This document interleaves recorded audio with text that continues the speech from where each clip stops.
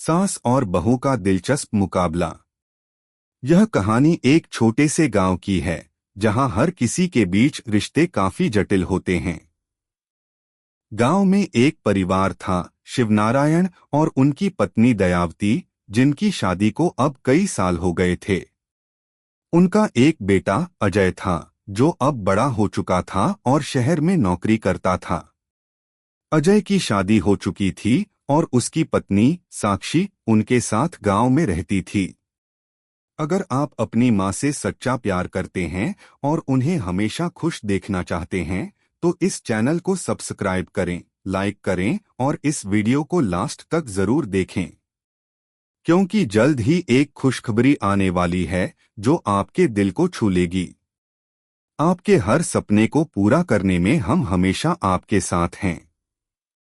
अब आगे सुने। शिवनारायण और दयावती का परिवार बहुत साधारण था, लेकिन उनकी पारिवारिक जीवन में एक दिलचस्प स्थिति थी। सास और बहू के बीच हमेशा एक छुपा हुआ मुकाबला रहता था। यह मुकाबला कभी खुलकर नहीं हुआ, लेकिन दोनों ही एक दूसरे से छुपकर अपनी चतुराई दिखाने की कोशिश करती। सास का पक्ष। दयावती एक सख्त और परंपरावादी महिला थी। अपने जीवन में उसने हमेशा यही सीखा था कि बहू को पूरी तरह से सास के आदेशों का पालन करना चाहिए। साक्षी जब से उनकी बहू बनी थी, दयावती ने उसे अपनी पारंपरिक सोच के तहत संभालने की कोशिश की थी। दयावती के पास हमेशा अपने घर के कामकाज की एक सटीक योजना होती थी। वह सुबह सुबह उठकर घर के सारे काम निपटाती थी और फिर घर के बाकी सदस्य, खासकर साक्षी, से भी वही उम्मीद करती थी। हालांकि साक्षी का तरीका थोड़ा अलग था। वह थोड़ी आधुनिक सोच वाली थी और अपनी स्वतंत्रता और फैसलों पर ज्यादा जोर देती थी। दयावती की हमेशा यही कोशिश रहती थी कि घर में साक्षी को पूरी तरह से अपनी परंपराओं के हिसाब से चलने पर मजबूर कर दिया जाए।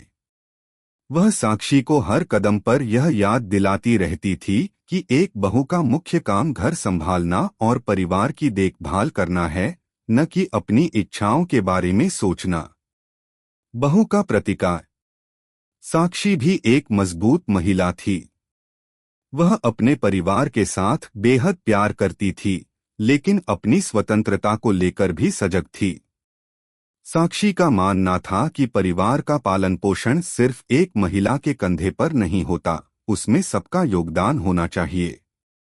वह घर के कामकाज में दयावती से अधिक आधुनिक तरीके अपनाती थी।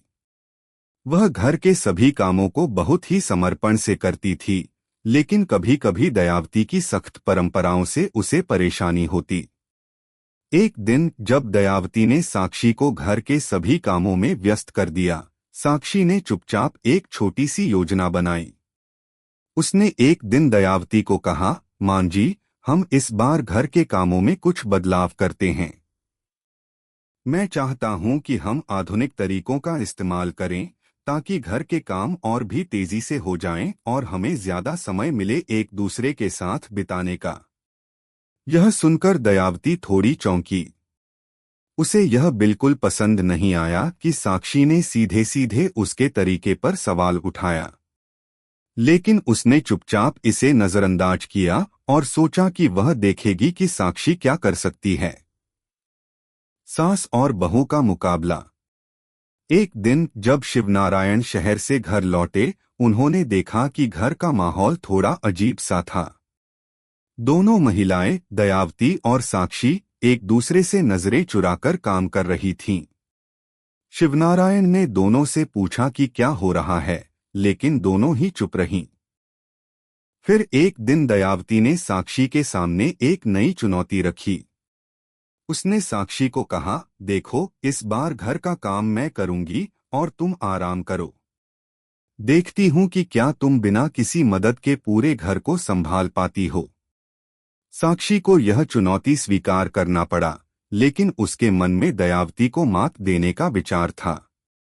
उसने अपनी रणनीति बनाई। वह जानती थी कि दयावती पुराने तरीके से काम करती है, जबकि वह आधुनिक तरीके से काम करती है। अगले दिन जब दयावती ने घर के सारे काम हाथ में लिए, साक्षी ने चुपचाप अपने तरीके से घर की कुछ चीजें बदली। उसने घर के सफाई का काम सटीक तरीके से किया, लेकिन कुछ चीजें अलग तरह से कीं। उसने रसोई में एक नया गैजेट इस्तेमाल किया, जिससे खाना बनाने में समय बचता। अंतिम निर्णय।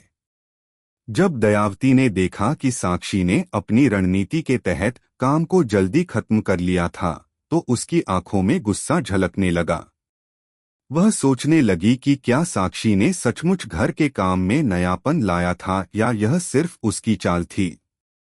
लेकिन जब शिवनारायण ने दोनों से पूछा कि उनके काम की प्रगति कैसी थी, तो दयावती ने मुस्कुराकर कहा, आजकल बहू ने कुछ नया ट्राई किया है और मुझे लगता है कि यह तरीका ठीक है।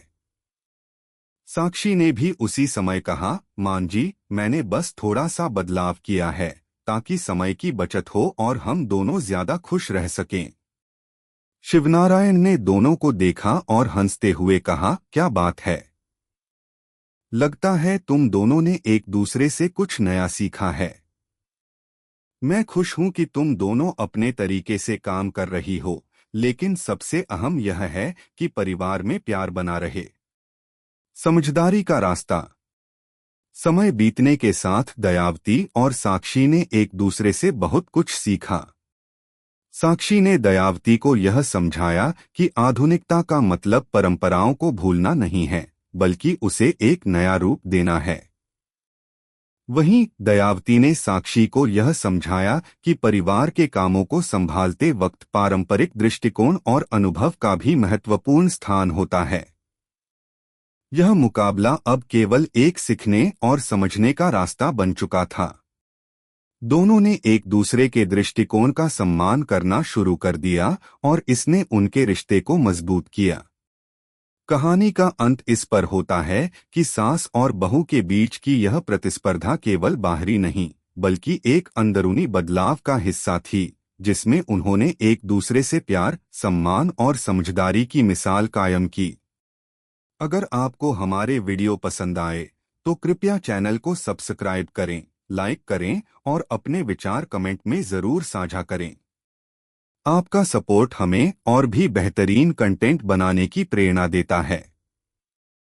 हम आपके हर समर्थन के लिए तहे दिल से धन्यवाद करते हैं।